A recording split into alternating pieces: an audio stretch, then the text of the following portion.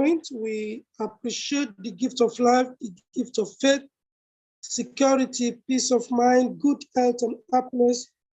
We ask Allah to accept our gratitude and also to increase His favors upon us. We paused tonight to recall a few critical matters in this, our conversation. And the reason is strengthened by the presence of a few people, even as we are starting tonight, who have never been with us before. Our big mommy is here. I won't mention her name. One or two other people that are entirely new on this platform. We have wrongly assumed that those who are just joining us are familiar with certain subjects that we have discussed before as the background to our family seminar. The background was simply that we were concerned about how the world was going bad. And we were not able to say precisely whether the world that was bad was what destroyed the homes, or whether it was the homes that were bad that was destroying the world. We now decided that whichever way the world got this bad, if we cannot repair the world, at least we can repair ourselves. We can repair families. We embarked on this journey, and for 20 years, we discovered that we made little progress. And after 20 years, we sat down to analyze, to interrogate the reason we were making little progress. We were making little progress because it was sounding like theories. And at the end of every lecture then, every seminar then, people still went back to their old selves and families remained the same. Usually, Muslim men oppressing their women like any other kafir. In some cases, Muslim women forced to be promiscuous, to commit zina because of neglect and so on, and Muslim men committing zina in quote, naturally, because of the complexity of the kind of life we were forced to live. Some who may not want to commit zina among our men resorted to zina by proxy. A woman that was to be a side chick will eventually become masna, and then they will justify their zina with polygamy. We started having cases, and then we were not confident to come out and point fingers, and we were grossly disappointed. So we decided that we should find out what was happening. We now found a number of things. So tonight I'm going to mention one or two of them, and then we are going to wind back on other matters that affected our understanding of Islam with respect to the family. Other matters that make our, utilization of the knowledge of Islam, actualization of the prescription of Allah in our family, following the Sunnah correctly with regard to management of our families, other matters that make all this impossible and then difficult in few cases where they are possible. We are going to wind back to them in order to give our audience who are, virtually new opportunity and insight into the background to this family planning, family program. Indeed, we are aware that many of our members fell out from following us because they considered it too theoretical. that their men will, especially their men, will attend family seminar, wear a brother, and then go back home and remain the same. It was at this point we discovered that there was a personality disorder. This personality disorder did not affect only Muslims. It affected all Africans that got educated. And briefly, it is this: we are a confused people. We do not know how to adjust to confusion in our personalities. We are, please, mute this person, host.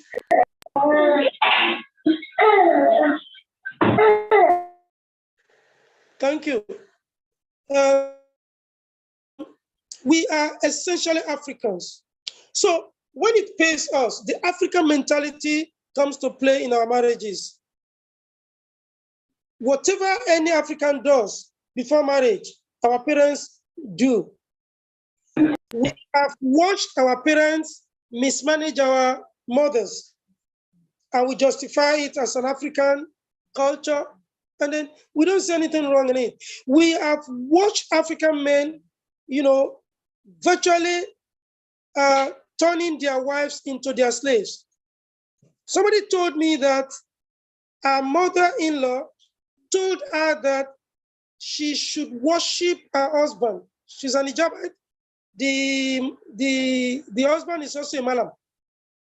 They attend Talim. They attend Askar.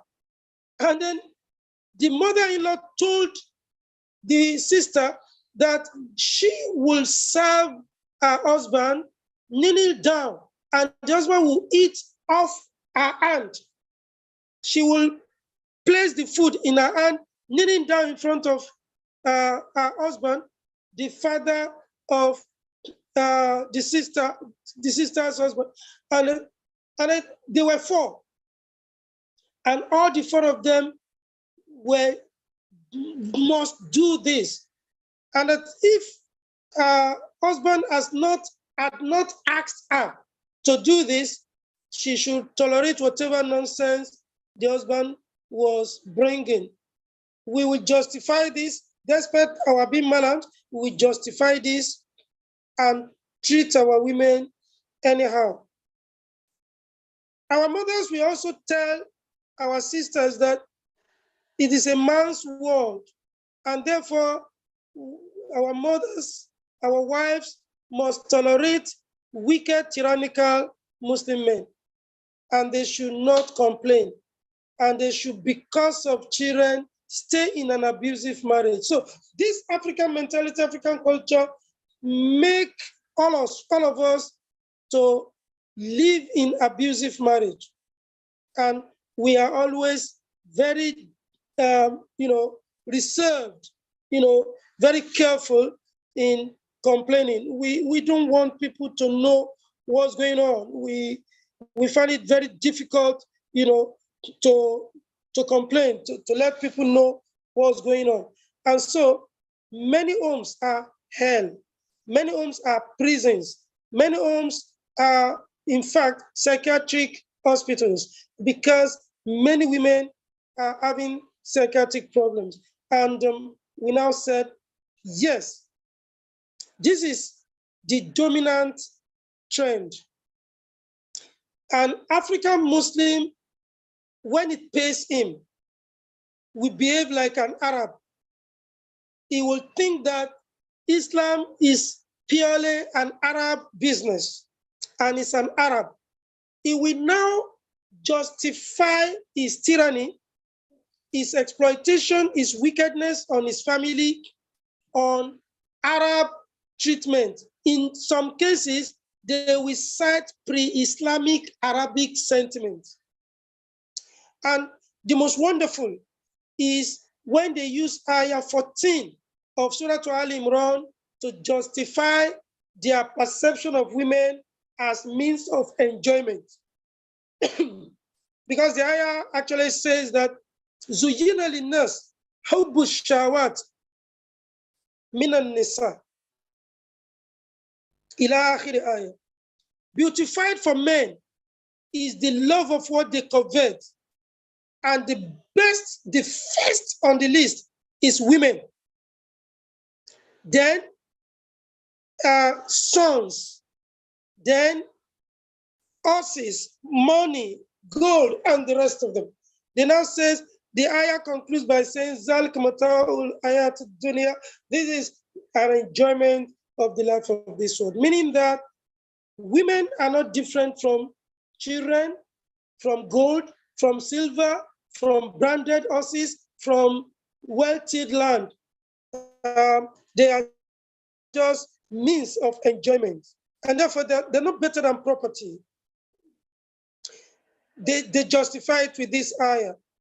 But does it also mean that when we were children, we were not human beings? We were just means of enjoyment. And even if women are means of enjoyment, do they not have soul? Do they not have rights? In some cases, it is sex only when the husband wants it. Even if the woman is pressed, she dares not talk about it because the woman will become a prostitute automatically.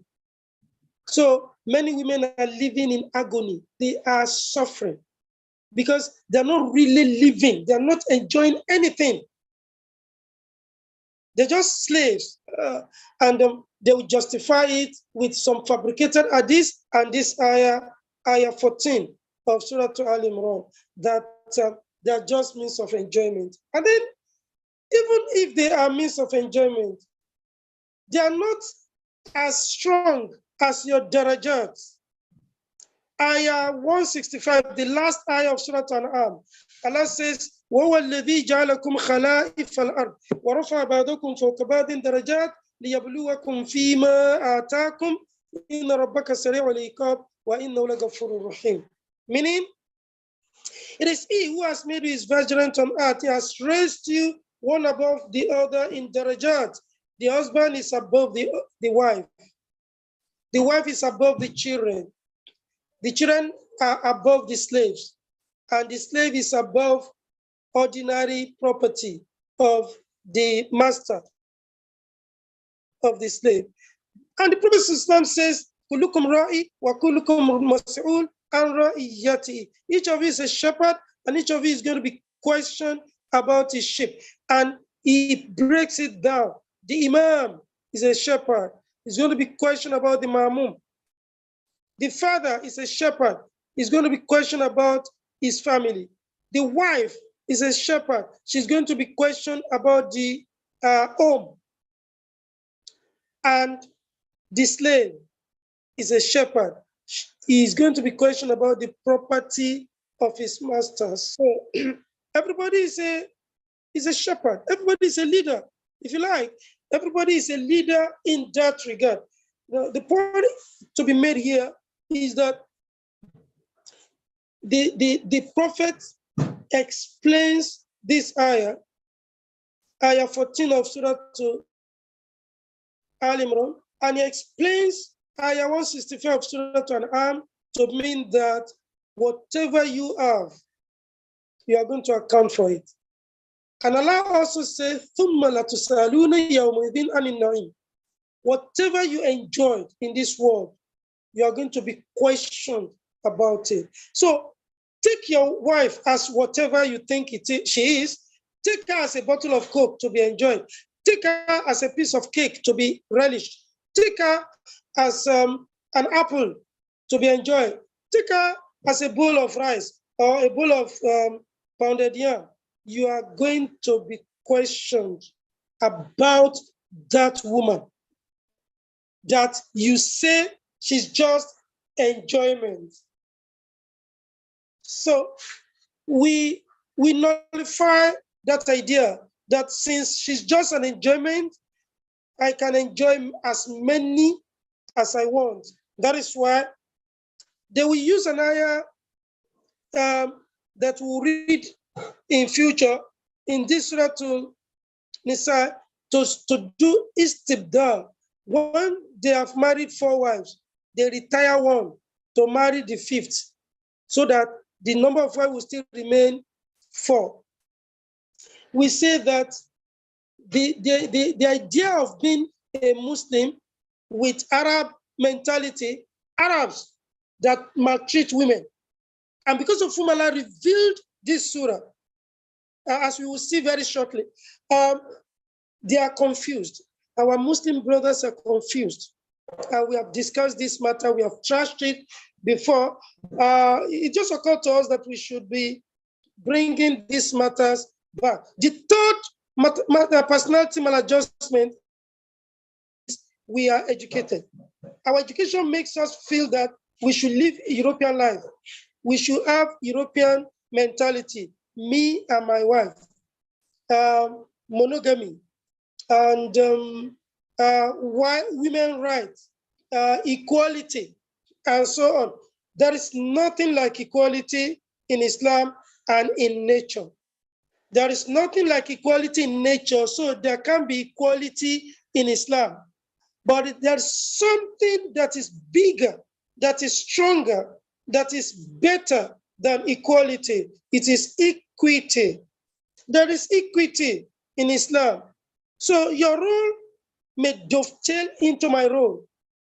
But what equity demands is that you must play your role while I play mine. There must be nothing like I am the absolute leader of this family. If you are the absolute leader of this family, then you should take responsibility for everything in this family. Whereas it is your wife who takes responsibility for your kitchen and for your bedroom. And if any wicked man is not careful, he could push the wife into devious mentality and orientation that will kill this man cell by cell, and it is happening. Most wicked men don't really live. They only exist. They go wild all the time. Even the escapades that they do, they don't really enjoy those things.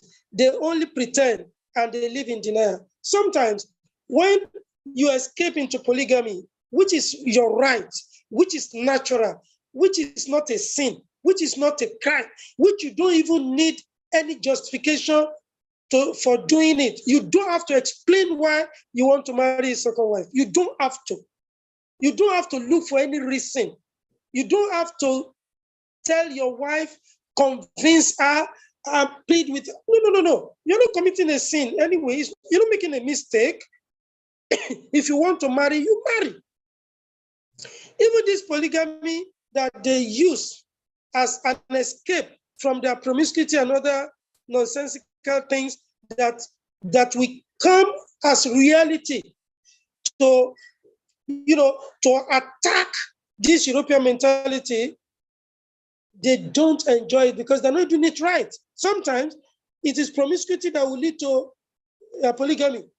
Sometimes it is the side chick that becomes masna, and so on and so forth. So we have discussed this matter. We are saying tonight that when your culture clashes with your European orientation as a result of your Western education, and your religion clashes also with that Western education and European outlook and mentality, you go back either to the religion or to the culture and you become a tyrant. You now see the Muslim brother saying, after I'm a Muslim, I'm entitled to 4 wives.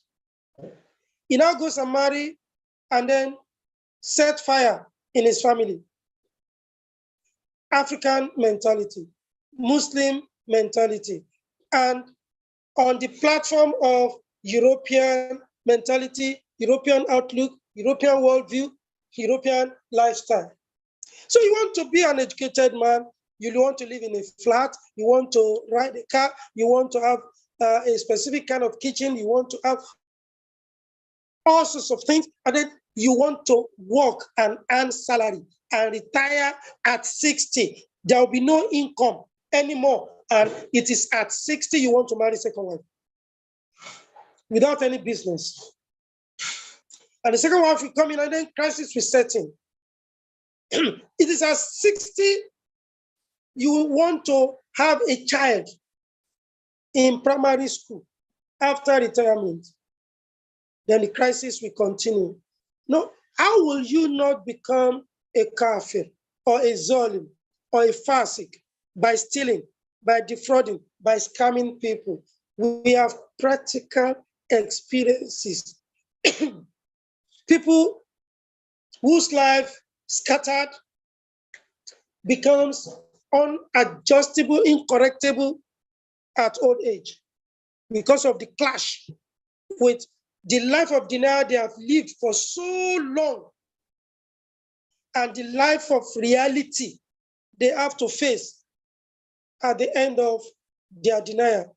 So we find this situation because we don't understand the purpose and management of our Western education, the purpose and management of our so-called Islamic education and orientation, and the purpose and the boundary of our cultural heritage as Africans. You know, the boundary that we must not go beyond as Africans. But we find ourselves solving problems according to our culture and then pleading Islam to merge, to swim, to go deeper, to sink into these man-made problems of ours. So we have discussed these matters before. It is your education that determines the kind of wife you will marry, the kind of place you will live, the car you will ride, the clothes you will wear, and then your means will not be able to accommodate other things that you will now remember that you're a Muslim to do. And then there will be confusion in your life. So we need to go back to all this. We need to create time to discuss how to manage this personality confusion, personality maladjustment, a situation where a Muslim, educated Muslim man is neither an African, nor an Arab, nor a European, but he does not want to accept that he's a Muslim, therefore he's different. He doesn't want to accept that if a kafir works in Abuja and his wife is in Ibadan, the kafir and kafira can have side chicks. The kafira can have boyfriends. She probably had boyfriends. She picked him as one of the boyfriends anyway for marriage. And the kafir will have side chicks. He probably also picked her as one of the former girlfriends. So life continues. They can go back to their exes and then nothing will happen. But the Muslim man that is afraid, excuse me, of directly committing zina will convert the side chick into Muslim. He will suddenly remember that as a Muslim, he has the right to marry forward. So these are some of these things that cause trouble in our marriages. We invoke African culture that debases women when it pleases us. We invoke Arabic culture that we confuse as Islamic tenet and attitude when it pays us. And we constantly battle with remaining educated and then living a life of denial when we discover that the Western outlook, the Western worldview and lifestyle can never go with Islamic attitude, Islamic outlook, Islamic worldview, Islamic lifestyle. So we are always in this trouble all the time. May Allah save our marriages. May Allah make it easy for us as individuals to adjust and change and then begin to enjoy our lives. Number two, I'm just going to mention this number two. We will find time to discuss it again in details. We have discussed it. We took a long time to discuss it. It is middle age syndrome. What we know when we discovered the middle age syndrome is a major reason we don't have peace in our homes, is that it does not have a kickoff point. The books tell us 35, 40 to 60. The book does not lie, but the book does not take account of special circumstances. A boy of 20 that becomes a chief executive at 20, controlling millions, administering people, being presiding over a meeting where people twice his age are in attendance, is already in middle age. If he marries any time after that, he's not going to make success of his marriage, because the marriage should grow into middle age. Middle age is a kind of madness. It's a psychiatric condition, and there is nobody that will escape it. It's a crisis. It's like teenage. Teenage is the first crisis point in the growth of a normal human being. Middle age is the second crisis point, and it doesn't have end points. Just as it doesn't have kickoff point, it doesn't really have end point. Sometimes middle age will start at 60. And you find a man 70 years old still fighting his wife that is 68 years old. That is crisis. Crises that are not properly managed. Middle age crisis that was not properly identified, let alone properly managed. So these are the situations. Like I said, I'm going to just mention this.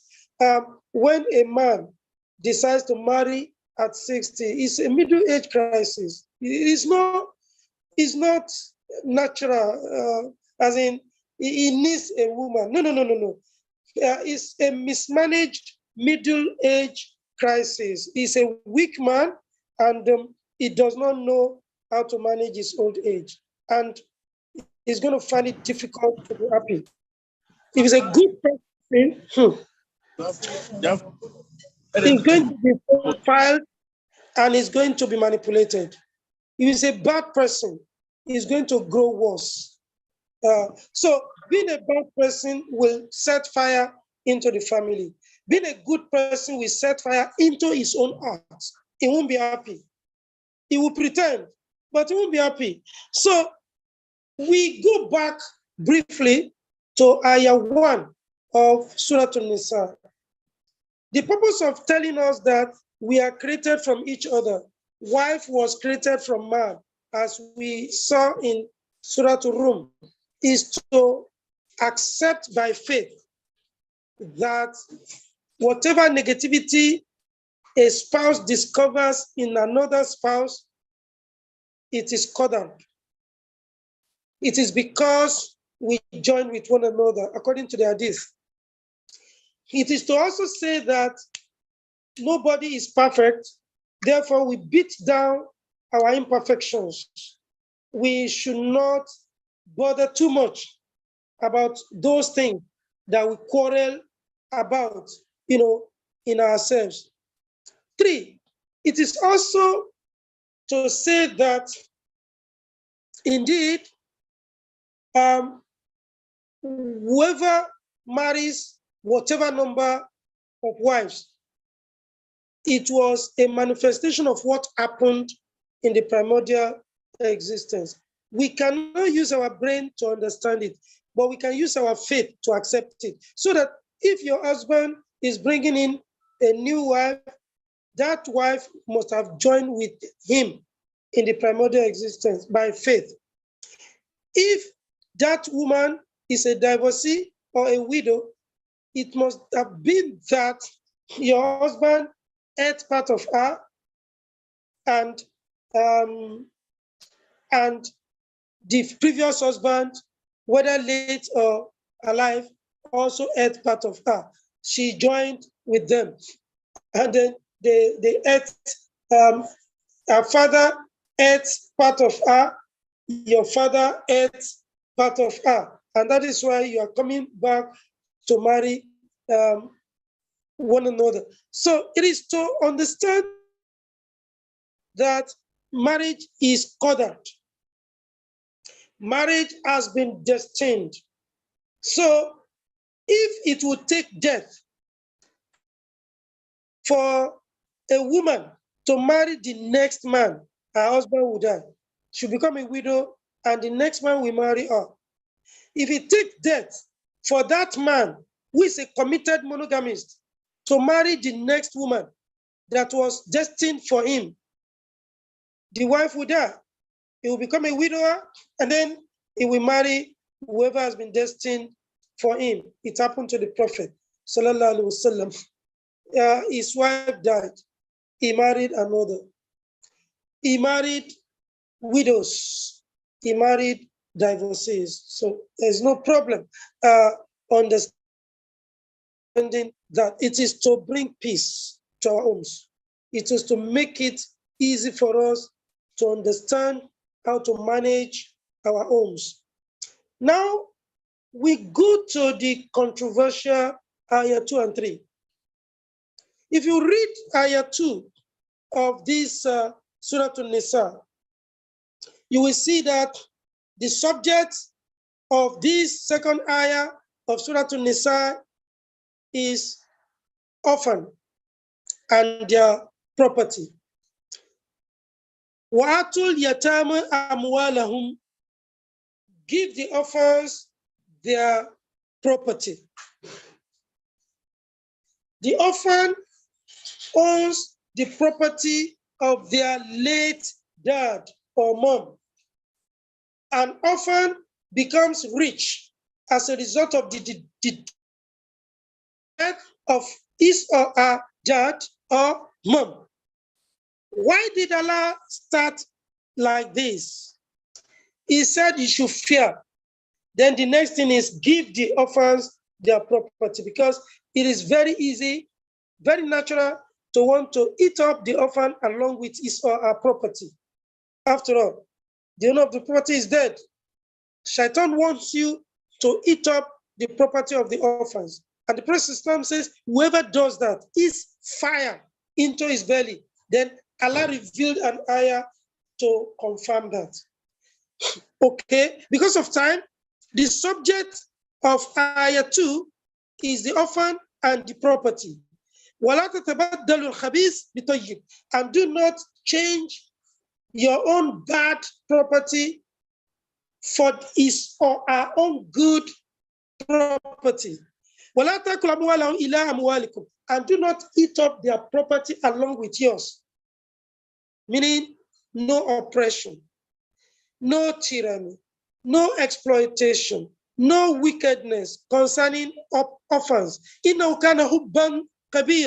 This is a great sin, to eat the property of orphans, to use your own, to replace our own, to compromise our property. All these are regarded as great sin. Then the next ayah is a continuation of this subject. According to our mother Aisha radiallahu anha, men were oppressing female orphans. They were in charge of their properties. They were not willing to allow them to go and marry other men, because other men will not be in charge of this property. And the women were not beautiful enough for them to marry. And so they put the life of these orphan girls into a limbo. According to Aisha radiallahu anha, Allah revealed this ayah to stop this oppression. Allah said, وَإِنْ خِفْتُمْ أَلَّا تُقْسِطُوا فِي الْيَتَامَى, if you are afraid that you will not be able to deal justly with the orphans, فَانْكِحُوا مَا طَابَ لَكُم مِنَ النِّسَاءِ, marry other women that you like among women. مَثْنَى وَثُلَاثَ وَرُبَاعَ, 2, 3, or 4. فَإِنْ خِفْتُمْ أَلَّا تَعْدِلُوا, if you are afraid of doing justice, فَوَاحِدًا, marry only one. أَوْ مَا مَلَكَتْ أَيْمَانُكُمْ, or those whom your right hand possess. ذَلْكَ أَدْنَىٰ أَلَّا تَعُولُوا, this is best. This is the best, this is the most suitable so that you will not do injustice. Now, we should have no problem, and nobody should ask me if it is about this. Why do people cite this ayah to justify polygamy? Yeah, don't mind anybody. The Quran can be used for anything, depending on what is turning in your mind. This is the Quran that we all read together. The subject is injustice for orphan, property of orphan, justice to the orphan. But Masna wa Sulasa Ruba has been mentioned. Therefore, like the use of Ayah 14 to condemn women, to put them down, to turn them into a bottle of coke, means of enjoyment, whereas this is not the intent of the Ayah 14 of Surah Al Imran. This may also not be intent of this ayah, but there is nothing absolutely wrong if anybody uses this to justify polygamy. My candid advice is, it is a demonstration of a state of confusion that our hearts are in. We have always been monogamists. We are always proud of the European outlook. So when it comes to us as a root shock, the qadar that we may have to marry second, third, fourth wife, we now look for justification for it. To make polygamy a subject of discussion is to accept defeat, that you have been living in denial. Here is reality. So you now want to explain why. Why don't you explain why you have to go for Hajj? Hajj is an optional obligation. Optional obligation because there is istita in it. So polygamy is also optional marriage orientation. And there are three. You can marry only one. When you want to marry only one, you can marry a virgin, a divorcee, a widow. There are no 4 women. There are only 3 women. A virgin, single girl, a previously married woman, a divorcee, a previously married woman whose husband is late, a widow. Tell me the 4th woman. So these are the 3 types of single marriage.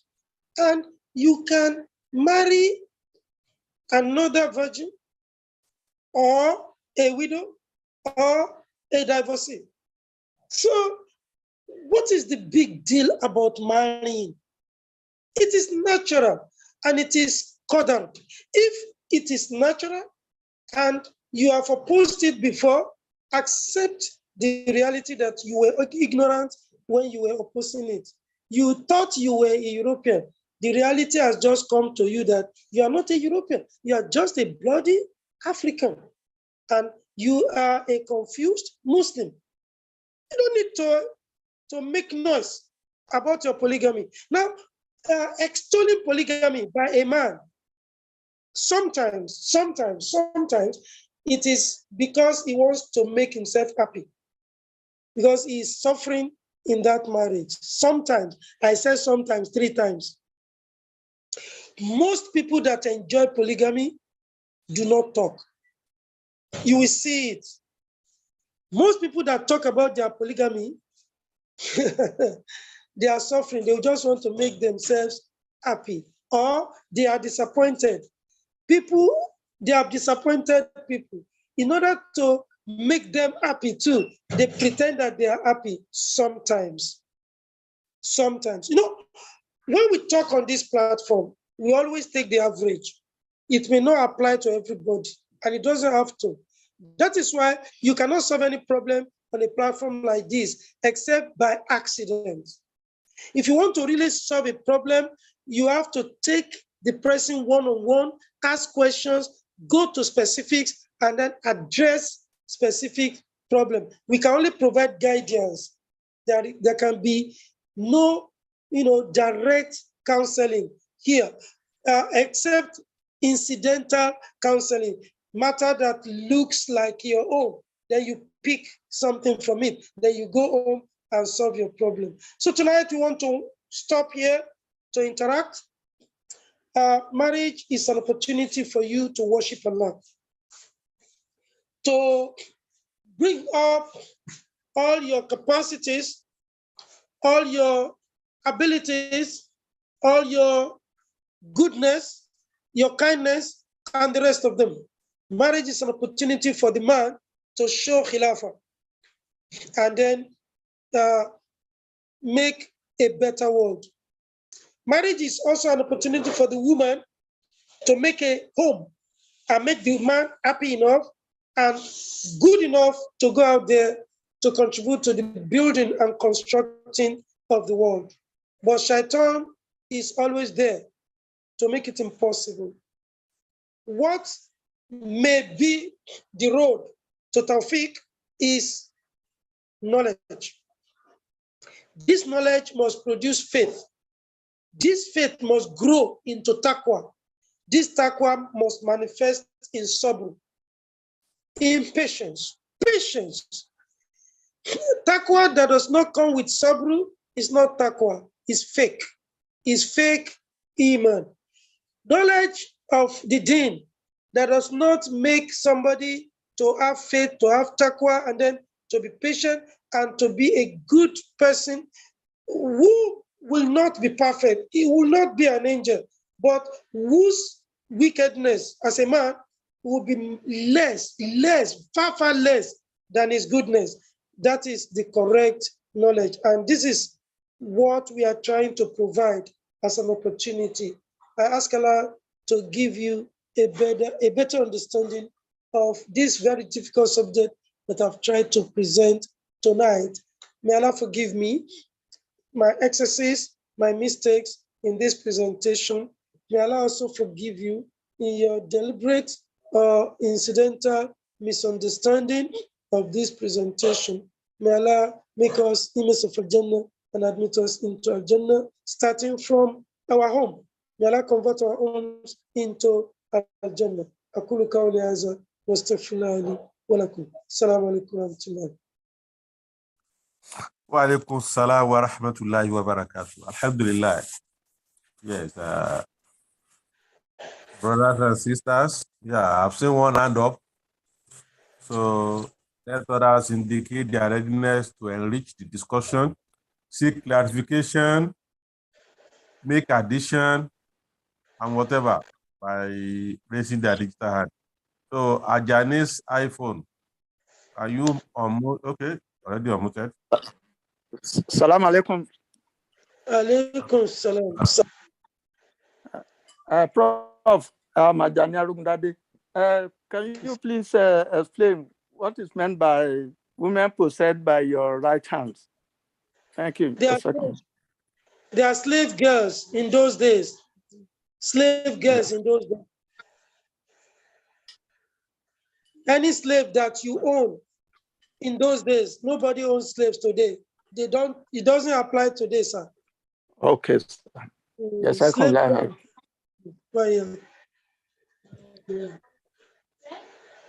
Brother Azad, Mahmoud.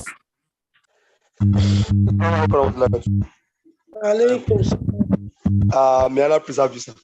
Your last word is very encouraging. That we are training ourselves to see our marriage as a to serve Allah. I think that is the best I've ever had. Alhamdulillah. May Allah make us image of Al-Jannah and make a home. So after the program, a particular couple called me, and then the wife asked a question, sir, that on the issue of dowry, that when they were getting married, the man paid like 400 naira.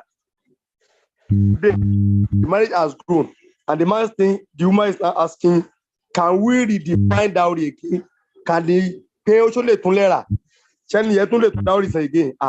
Well, as far as I'm concerned, I don't think it is right, but we are going to ask today that can somebody say, why do you pay so small when I was in my now they are rich and they want the man to pay to define the dowry she collected that time? Is it possible, sir? No. Scamming here. Don't want to scam her husband. But there is nothing wrong if the husband gives his wife something. Allah preserve you, sir. That was my answer. Was what he gave. So, except if Accepted their prayer and they are now rich. The man can have to buy his wife a car. I'll build a house for her. In addition to what I've collected. so he can give her anything. More than that 200 naira. At any rate, the value of that 200 naira should also be determined. As at that time, sir, how many Yes, percent such money when man was paying? It it was depends available. on them. If it was in 1980s, Yes, sir. that was more than what the level 8 officer was earning. Okay, sir. The 8 officer was earning 350 naira. So 400 naira in the 80s, if they married in the 80s, 400 naira will be more than, I don't know what they earn anyway. It will be a lot of money. And we also have to look at the value against the dollar then. And the couple is nice. She demand, the woman is now requesting for negotiation of the dowry. Is it possible, sir? You can negotiate dowry after marriage now. So, that's what I said. I don't think he was owing now. He has paid the dowry. Already paid. He had already paid. Yes, now. The marriage did not break. They are not remarrying. What kind of scamming is that? Who like women trying to scam their husbands? Okay, now. So that's number one, sir. Number two, sir. There was an argument this Sunday, as body was insinuating, saying that a man that cannot assume the position of the Prophet ﷺ, that cannot upgrade his behavior, his manner to the Prophet ﷺ, cannot expect his wife to be a Khadija. When they come into it, I say, well, anybody who is not struggling to be like the Prophet should not expect his wife to be like Khadija too. I say, however, I want to correct me, sir. I say, however, if the woman is mature, she should just assume the position of Asia against her and do well. Because, like you said, our marriage is a platform for us to serve Allah. Pharaoh will enter hell, Asia will enter again. Am I right, sir? You are right. Assalamu alaikum. You know they finish. He did everywhere. Well, I know they finish. Governor Makunu. Assalamu alaikum, ya Imam. Alaikum. Almighty Allah protect you for us. Please, I just want to make two contributions.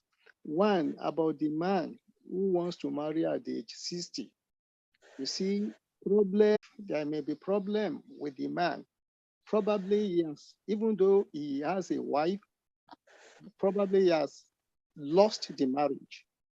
A man, probably as at the time they are marrying each other, the couple are not conversant with Islam. Now the man is now 60, all the children are non-Muslim, the wife is also a non-Muslim. He wants happiness. Probably that may be the reason, but it has implication. It's not compulsory that he should marry a woman that will give a child or two. He may marry a widow, he may marry a divorcee that already has gotten 4 children too, and that will end the case. I want also to make contribution about this dowry of an issue. the essence of the dowry is to show love as at the time of marriage. But when it's time of divorce, if the woman is divorcing the husband, is taking permission to divorce the husband through khulu, it is they will now ask her to refund the money. So it is easier to refund 400 naira than now probably the husband now gives her a new dowry that say 4, 5 million, 10 million. And the essence of refund is that if she refunds the money, one thing has happened to her. She was married as a young Opeke girl. That property cannot be returned to her body. The man cannot return it. So asking her now to pay 5 million, 10 million, which the man has given him, may not be commensurate with what the man has enjoyed or what whatever the man has taken from the woman. Every part of her body has become sagged, has become wrinkled, and so on and so forth. So that's the way I look at it. And the thing is that when we become rich, we should try as much as possible to let our wives, let them enjoy from our wealth, apart from the normal food money that we do give them. Let her know that we have arrived. After all, when we are nothing, we are staying in one boy's quarter, we live together. And if everything has become, Allah has blessed us, we should let our women to know this. Assalamu alaikum wa rahmatullahi wa barakatuh. Alaikum salam wa rahmatullahi wa barakatuh. Thank you very much, old man. Thank you very, very much. Yeah. Let me restate my attitude to marriage. Nobody is to be compelled to explain why he's marrying. I don't think anybody owes anybody any explanation why he's marrying. If a man thinks that marriage is the next thing in his life, he should just go ahead. Nobody should compel anybody to give reason why he wants to marry. Because like you said, we may not know the reason this person wants to marry. And happiness is relative. It may be the marriage that will give him happiness, and you cannot define it. You cannot define happiness for a third party. So we don't have any problem with that. As for this dowry, well, it is not too technical and it is not too difficult to understand. Now, maybe this is one of the things Barrister Fatai Bakri wants to say. Barrister Bakri. Unmute. Alaikum salam. Thank you, ma'am. I'll continue to increase your knowledge. With respect to the refund of the mark when the wife seeks to divorce, when the divorce is at the instance of the wife, then she is required to refund the mark, depending. Now, there are instances when scholars will ask her to refund half if her reasons are genuine, depending on the circumstance. There are also instances when she will be required to pay more than what she collected initially. So it all depends on the situation. There's no fast rule about it. It depends on the situation, it depends on the grounds and how reasonable our grounds for seeking for divorce are. There are instances that I've said she may be required to pay half or refund half if she is seeking for full divorce in Islam. That is, the divorce is at the instance of the wife. She may be asked to refund the exact amount, less than the amount, or even more than the amount, depending on how the judge views her situation and the circumstance and the grounds of her seeking divorce. So it's not correct to say always she must refund half. or she must refund the exact amount, she could be required to refund more than the amount she was paid. Indeed, her body has changed. There's no doubt that both parties have benefited from the relationship. The man had aged as well. So it's not only the woman that had aged, the man had also aged. So you can imagine when a woman now seeks to divorce a 55 years old man or 60 years old man, while she is just probably at the age of 40, the man's body has changed tremendously more than the woman.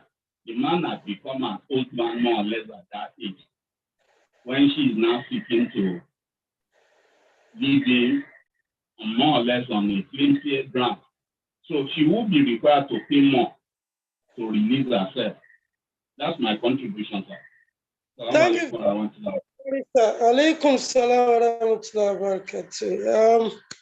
This mar thing is not too technical, but if there is love, there will be no argument about it. We should pray to Allah not to let us have a reason why a wife will have to return her mar. There must be serious trouble before a woman will say she wants to quit the marriage. May Allah save our marriages. What age is the best age for a man to take a masna? There is no age limit. We have just discussed. You can take masna at 60, 70, 80. We have just had a 90-something-year-old man marrying a 22-year-old girl. There is no age limit. And nobody should make any rule for anybody. You can marry today and take masna next week. And you can marry the two at the same time. People have done it before. There is no rule about it. So as a group, what is way to handle widows among us? We cannot handle widows as a group. We have not matured to that extent. And once a group decides to set a policy on widows, more widows will come, and then that place will be messed up. Individuals can be encouraged to marry widows if they are capable. And I'm not aware of any policy, a group approach to it. The Prophet ﷺ did not tell anybody to marry any widow. In fact, when a young man married a widow or a divorcee, an old woman, the Prophet asked him why. And he told him, he told the Prophet that he had children and he would not want to marry another child. So, because the Prophet said, why didn't you marry a young girl? You'll be romancing, you'll be, said no, he had many children and he wouldn't want to marry another child. So he married an old woman who will take care of his children. So there is no, I'm not aware about, but I'm open, Prof. I'm open to education. If there is any statement by the Prophet that indicates group approach, I'm not always comfortable with group approach to marital issues. No. There is no group approach. Marriage is individual, it's personal. Anybody is free to do whatever he wishes to do. The group had tried it before, and then the group got scattered. The widows scattered the group. It's a popular group in Nigeria, popular Muslim group. It was widows, their management, group approach to managing widows that scattered that group, and they are not back to normal. We will send the audio, inshallah. We send the recording, inshallah. Why is this question coming repeatedly? So the slaves, not house help. House help are not women that your hands possess. So They are not your slaves too. Can the mar be renegotiated after marriage? No, these things are individual matters.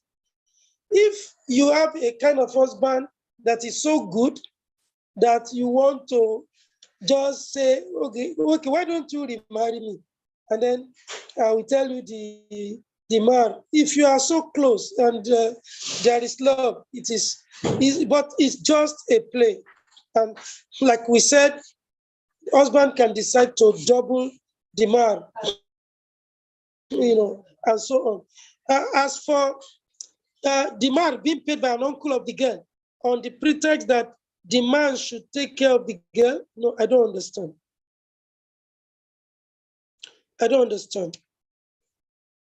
I don't understand uncle of the girl paying man. It is the family of the husband that pays man. It is the husband that pays man. Alaikum salam. Alaikum salam, Prof. It was a talk that I listened to on a platform that as a way of making marriage easy, the family of the bride will now take it upon themselves to ask for their daughter what she wants as mar, and pay her to marital ordeal for the guy. So that the guy will take care of their daughter. May Allah let it work. May Allah assist the man to be a good person. Ami. You must have seen cases where the boy was best, Allahu Akbar, and he dealt with the girl. He treated the girl like an handkerchief. So we don't ever indulge a man. A man is not supposed to be indulged. If he's not capable of marrying your daughter, postpone the marriage until he's ready.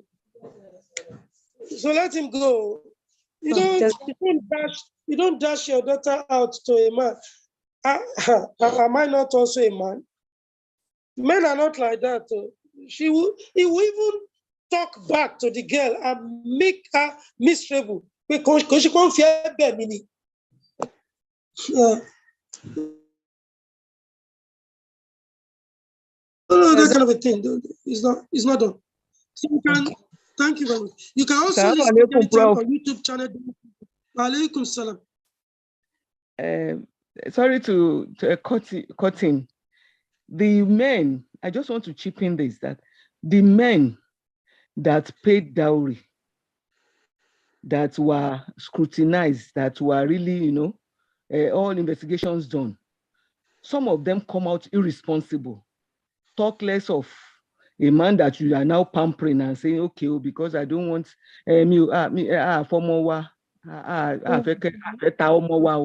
so you are responsible for everything. So I don't want, just to buttress what you are saying, that it should not be encouraged. And I told you, Yoruba no land for if you are not ẹ̀yìn àrò ló máa gbé, wọn ní kò ní mọyì ẹ̀ láíláí. Àwọn tí wọ́n ṣe gbogbo ẹ̀ fún wọn ò mọyì. Káṣẹ wá sọ pé àwọn tó wá jẹ́ pé wọ́n wá tà fún wọ́n wá fún ní sàárà, ìyàwó sàárà.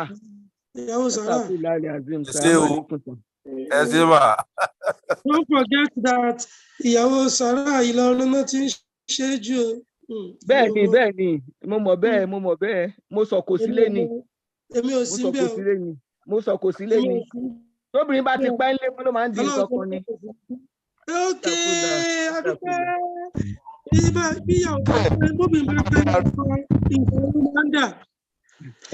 all right. First wife believing that a widow has come with a misfortune and stigmatized the widow. How could a man correct this? Well, we cannot teach anybody how to handle his home. He is the one who is the chief executive of his home, and there is no way we can teach a man that we don't know how to handle his wife. We must know him, we must know his wife, we must know the circumstances of the marriage of the widow. We must even know the widow. Sometimes A lot of things happen, oh, my brother. A lot of things happen. In Abeokuta, there was a brother whose friend died. The wife, the widow of the friend, was also a friend to the wife of the friend. So they were like family friends. And then the brother discovered that this widow did away with her husband because she had that her friend did not mind if her husband's second wife would be her friend. And so she did away with her husband, hoping that she will marry her friend's husband. She uses hijab. The brother told me that he confirmed that she killed her husband in order to marry her friend's husband. So if that kind of a widow was not discovered and she was married, don't you know that that hell has come to that home? So we, as imam, we see things. We hear things. May Allah save our marriages. Right, minutes behind schedule. Jazakallah khairan. So Alhaji Qasim Alabi, Jazakumullah khairan. I thought our big mommy will greet us. She did not greet us. No problem. I won't mention her name. Global Amira, Abi, you want me to mention Alhaja Mansura Luluafi? Please don't mention now. Don't mention mommy, okay? I didn't mention mommy, okay? Although I expected mommy to just say salam alaikum to our children. Assalamu alaikum wa rahmatullahi wa barakatuh. Wa alaikum assalam wa rahmatullahi wa barakatuh.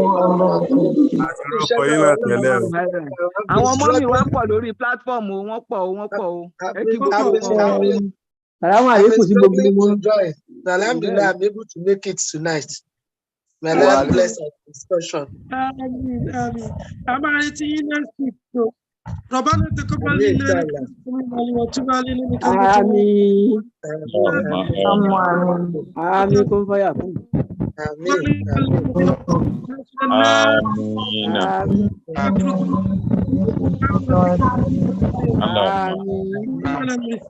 Alhamdulillah.